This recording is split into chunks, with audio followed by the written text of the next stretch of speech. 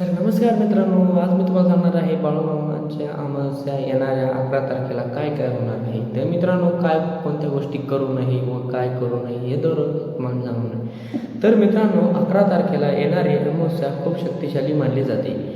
या दिवशी काही गोष्टी केल्याने बाळूमामांची कृपा मिळते असे भक्त मानतात. पण काही चुका अशा आहेत ज्या अमावस्याला अजिबात करू नये. आमच्या व्हिडिओमध्ये आपण जाणून घेणार आहोत संपूर्ण माहिती. तर मित्रांनो, सर्वात प्रथम मी तुम्हाला सांगणार आहे अमावस्याला कोणत्या गोष्टी करावे व कोणत्या गोष्टी नाही करावे. तर मित्रांनो, अमावस्याला ह्या गोष्टी तुम्हाला काळजीपूर्वक कराव्या लागतील. तर मित्रांनो, सकाळी लवकर स्नान करून देवपूजा करा. बाळूमामाचे मुखात नाव घ्या व कोणत्याही देवांचे नाव घ्या.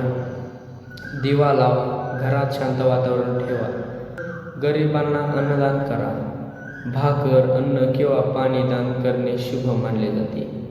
अनेक परंपरांमध्ये अमावस्या दानासाठी महत्त्वाची मानली जाते. पितरांचे स्मरण करा. अमावस्या पितरांशी संबंधित तिथी मानली जाते. देवाला प्रार्थना करा.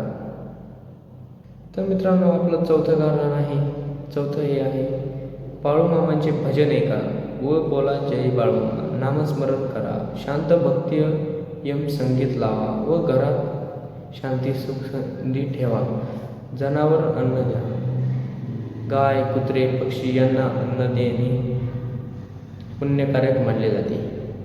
तर मित्रांनो, आता मी तुम्हाला सांगणार आहे सर्वात महत्त्वाची गोष्ट. तर मित्रांनो, आपल्याला नकारात्मक गोष्टी करायच्या नाही. अमावस्याला हे गोष्ट करू नका. घरात भांडण करू नका. नकारात्मक वातावरण टाळा. व मित्रांनो, दुसरी गोष्ट आहे वाईट शब्द किंवा शिवीगाळ टाळा. भक्ती आणि शांतता ठेवा. रात्री उशिरा निर्जन ठिकाणी जाऊ नका. सुरक्षिततेसाठी हे टाळणे चांगले आहे. चौथी गोष्ट आहे मित्रांनो, नवीन मोठे काम सुरू करू नका. काही परंपरांनुसार अमावस्याला कोणतेही काम सुरू केले जात नाही. तर मित्रांनो, आपले 5वं आहे कारण देवाचा अपमान किंवा चुकीची वागणूक टाळा. श्रद्धा आणि आदर ठेवा. जर मित्रांनो तुम्हाला बाळूमामाचे भक्त असाल तर कमेंटमध्ये जय बाळूमामा नक्की लिहा.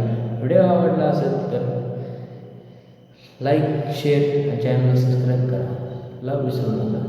नमस्कार. जय बाळूमामा.